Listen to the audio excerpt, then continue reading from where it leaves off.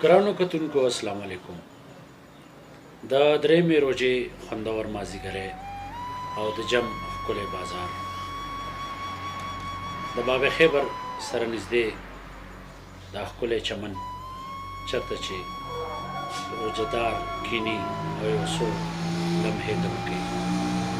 ګرانو کتونکو تاسو ته به نن د جمرود بازار ښکلي منظرونه ښایو او ورسره به په جمرود بازار کې چې کوم روژه ماتي د روژهدارو دپاره تیارېږي د هغوی به تاسو ته سترګو لیدلی حال ښایو. د علاقې دا ځانګړی بازار جمرود چې د ټول علاقې کسان راځي او د خپل ضروریات څیزونه اخلي.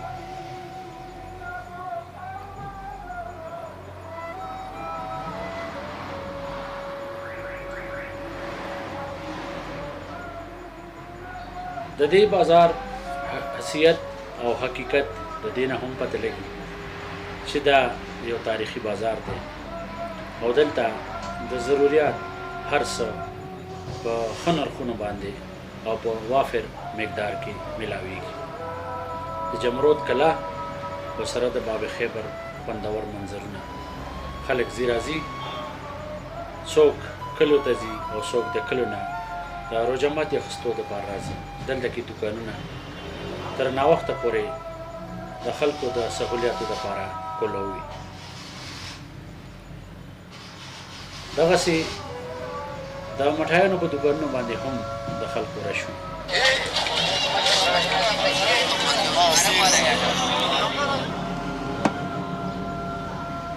دغه خوندور روژه ماتي که ماسته دي او که نور څیزونه په جمرود بازار کې میلاویږي. دغسې یخ یعنې واوره د خلکو د تندې او د روژه ماتي د تندې کمولو لپاره هر ځای موجوده ده. دا د بازار هغه خوندور منظرونه کوم چې تاسو په سکرین باندې د انګازې ټلویزیون لخوا ووینئ. انګازې ټلویزیون به په دا ټول رمضان المبارک کې ستاسو سره څنګ په څنګ وي، ځکه خو موږ وایو چې انګازې او ستاسو مینه څنګ تر څنګ.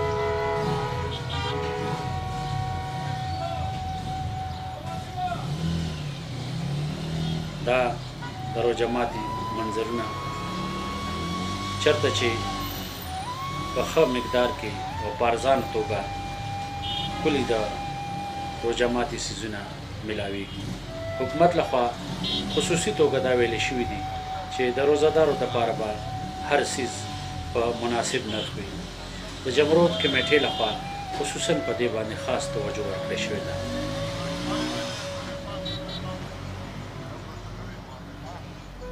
د ملک د نورو حصو په شان په جمرود بازار کې او جمرود په خواوشا علاقو کې هم دغسې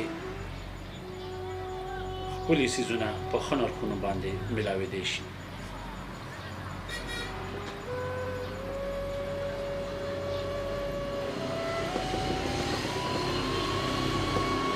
په جم بازار کې تازه سبزیانې، فروټ او مختلف روژه ماتي، هغه کچولي وي، که خوږې ترسکونې سموسې او که خوندورې پکوړې، هغه که د الوی او که د پیازو. روژه ماتي کې هر څیز خپل خوند وي. او بیا که ساده چولي وي او که روغني چولي وي، نو د هر شي خوند سیوا وي. کجوره چې په څو قسمه په جمرود بازار کې میلاویږي. د دې نه علاوه که څوک د هر څیز سره مینه کوي د روژه ماتي دپاره دلته میلاویږي. هغه که فروټ وي، کیله او که نور څه وي، مڼه یا سټرابري یا لوکاټ، سلوبی، دا د جمرود بازار ښایست دی او د روژه ماتي سوغات دي.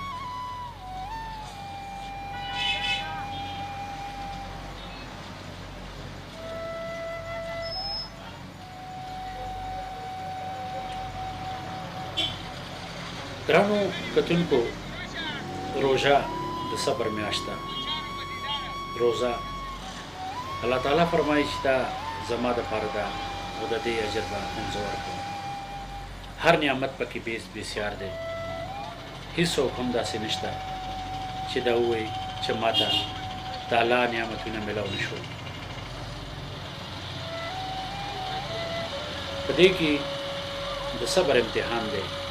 په دې کې د خپل تندې وږي امتحان دی او الله دې وکړي چې په دې امتحان کې موږ پوره وکړو. دغه لوکاټ، دغه د ګني جوسونه او د تازه فروټ دا په جمرود بازار کې دغه ښکلې سټرابري خټکۍ هم شته.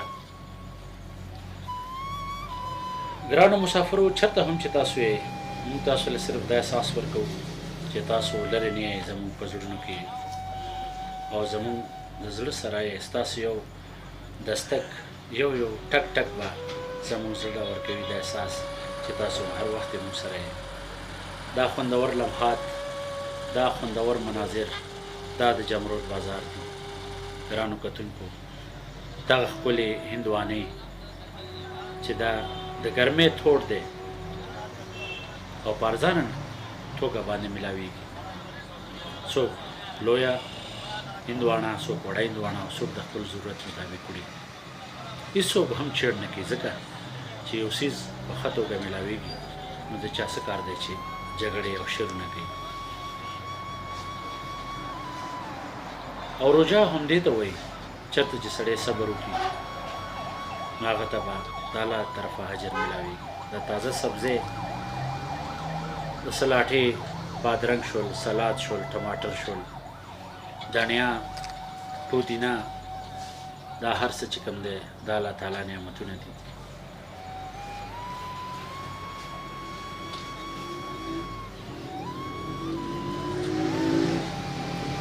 دغه سلاټې سوغات خاص کردار ادا کوي په روژه ماتي کې. دا قسمه قسم تازه سبزۍ چې تاسو وینئ دا هر وخت موجود دي او دا هر وخت تاسو ته میلاویدی شي. او روژه ګرانو کتونکو داسې میاشت ده چې په دې کې سړي ته احساس میلاویږي دا هندوانه زبردست هندوانه ده، شنه ده. څوک وایي چې دا غلطه ده؟ منم، ډېر ښه.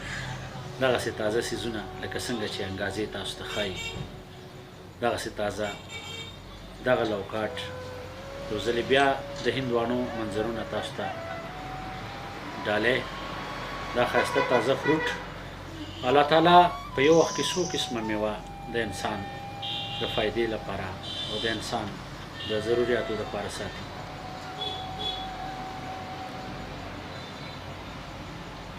فبآلاء ربکما تکذبان. ته به د خپل رب کوم نعمت نه انکار کوي؟ نشي کولی هېڅوک هم، ځکه چې الله تعالی په خپلو نعمتونو ښه پوهېږي او بېشبها بېسیاره نعمتونه یې